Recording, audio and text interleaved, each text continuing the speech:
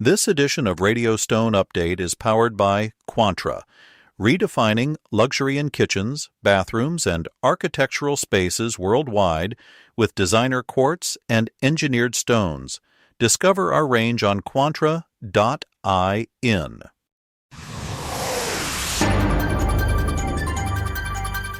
Hi, I'm Kay Shipper with the latest in hard surfaces industry news from Radio Stone Update. Our first item comes from Europe, where 4 companies in the United Kingdom were ordered to stop working with engineered stone as part of a crackdown to protect workers from respirable crystalline silica, RCS.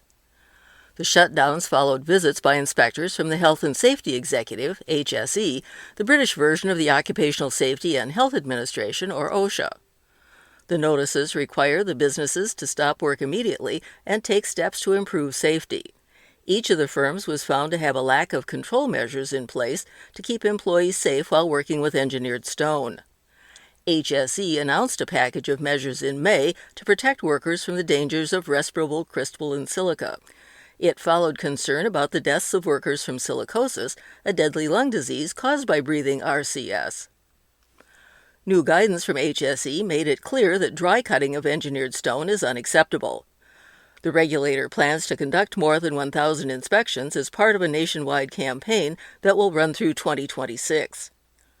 Harvey Wild, head of operations at HSE, said work has been stopped at workplaces due to serious failures to provide correct controls. Quote, "Silicosis is incurable, but it is entirely preventable," end quote, said Wild.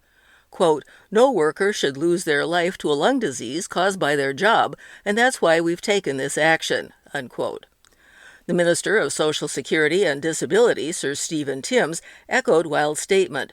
Quote, "Every worker deserves to come home safe without fear of losing their life to a preventable deadly lung disease caused by their job," end quote, Timms said. Quote, "The enforcement action taken by HSE sends a clear message that putting workers at risk of silicosis, an entirely preventable but devastating disease, is completely unacceptable," end quote. HSE also notes the availability of lower content silica engineered stone.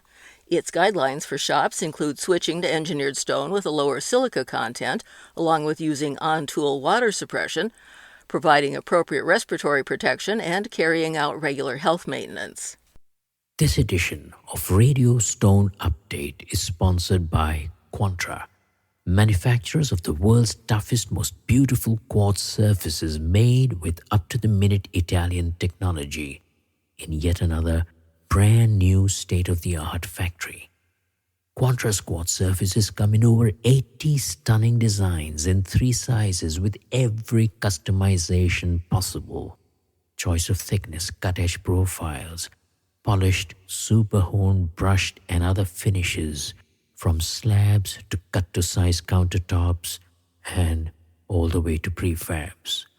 You name it, Quantra does it.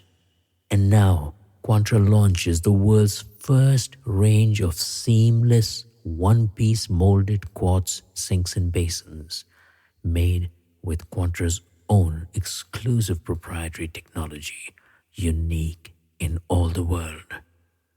Speed, quality, commitment, that's Quantra.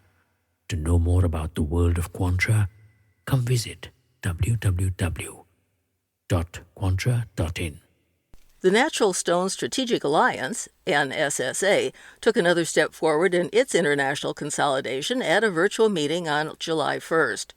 At that time, members reviewed progress on the Federation's institutional structure and outlined the next steps for ongoing strategic projects. Officially incorporated as a nonprofit organization in the United States, the NSSA currently lists as members 11 organizations from 10 natural stone producing and consuming countries. Members are Brazil, Germany, Greece, Iran, Italy, Portugal, Russia, Turkey, the United Kingdom, and in the United States, the Natural Stone Institute. Plans are to expand membership to 20 organizations by the end of the year, further increasing global representation. Expanding and strengthening the organization's governance structure was a major topic of discussion, along with enhancing the board's decision-making process. Another topic on the agenda was the Federation's institutional development. The NSSA continues to build partnerships with major international trade shows.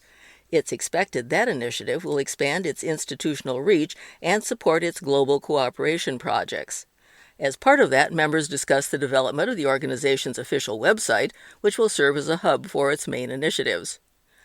Meanwhile, work continues on the Federation's first collaborative initiative, the Environmental Product Declaration, or EPD initiatives, developed by member countries.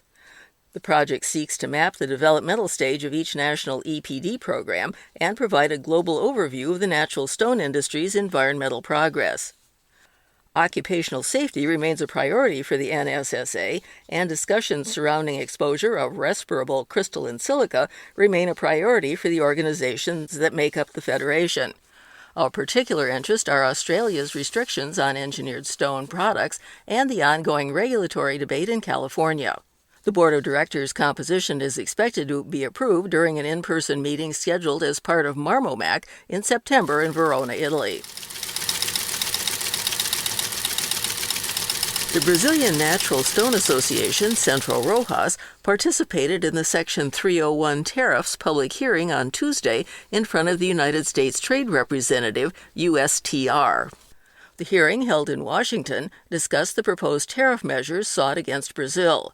The public hearing brought together representatives from companies, trade associations, confederations, and other organizations interested in presenting their views directly to the U.S. government. Representing Centrorochas was the organization's vice president, Fabio Cruz, who presented arguments demonstrating the potential effects of the proposed tariffs on U.S. businesses, jobs, investment, and supply chain, while reinforcing the rationale for excluding Brazilian natural stone products from the proposed measure. Brazilian officials have stressed the lack of equivalent substitutes for many applications and the potential impacts of the measure on construction and housing costs in this country.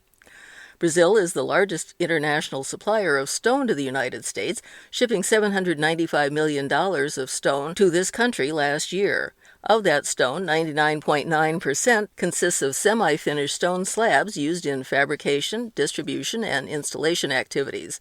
Its primary uses are kitchen and bathroom countertops, wall and floor cladding, and other residential and commercial applications. Says Cruz, quote, Brazilian natural stone does not compete with domestic U.S. production.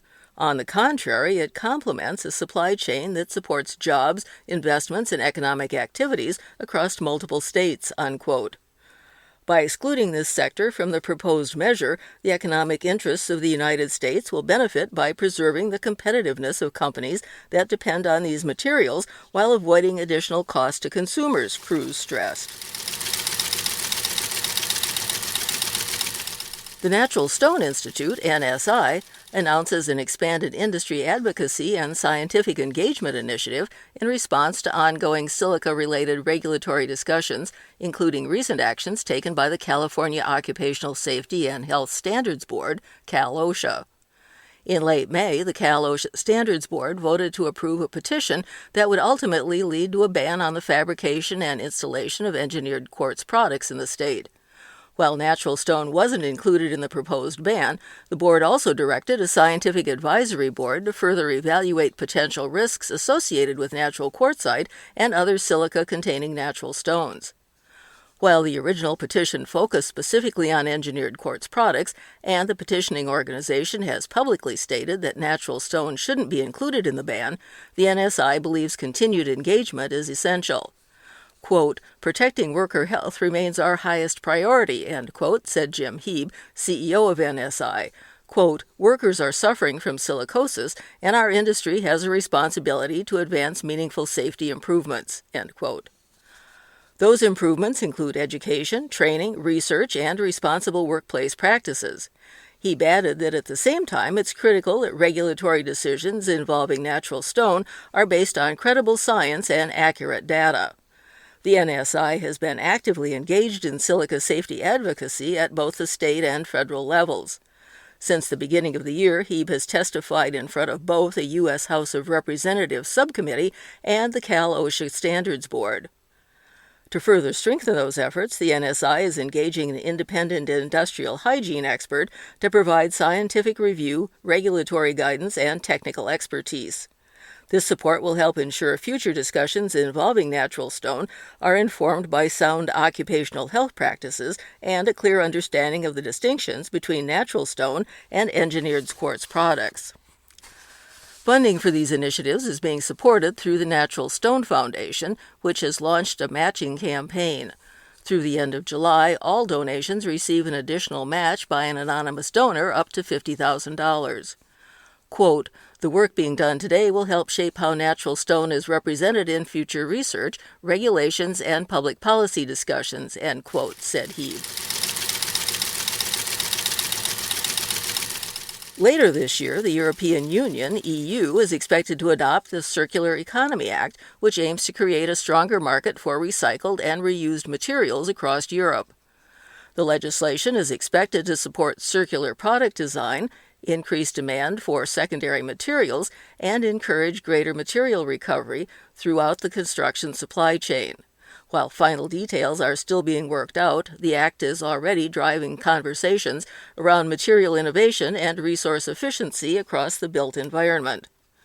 Rather than the linear model of take, make, use, dispose, the circular economy keeps products and materials in circulation as long as possible, and waste and resource use are minimized. The EU's transition to a circular economy is seen as crucial for reducing pressure on natural resources, halting biodiversity loss, achieving climate neutrality by 2050, and building a more competitive Europe. The Circular Economy Act aims to establish a single market for secondary raw materials, increase the supply of high-quality recycled materials, and stimulate demand for these materials within the EU, which seeks to be the world leader in the circular economy by 2030. The circularity rate is one way to measure how circular the economy is by showing how much of the materials we use are recycled or reused instead of being thrown away.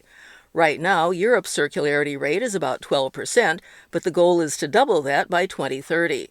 The United States circularity rate is about 15%. The International Surface Fabricators Association and the American Countertop Manufacturers Council will hold its next Regional Countertop and Surfaces Summit on July 21st through 23rd, hosted by Spalding Fabricators Incorporated and OHM International. The first 2 days will be spent at Spalding's facility in Brick Township, New Jersey, where the focus will be on solid surface training for beginners. The third day will be hosted by OHM at its Monroe Township, New Jersey facility, where topics will include the path to nationally enforced licensing, a shop and showroom tour, a lunch and learn session on silica awareness training with the Federal Occupational Safety and Health Administration, OSHA, compliance and readiness, and open discussion. For more information or to register, go to www.isfanow.org. Remember, the latest issue of Stone Update magazine is now available at www.stonemag.com. For a transcript of this podcast, go to www.radiostoneupdate.com. I'm Kay Shipper for Radio Stone Update, and we'll see you here again soon.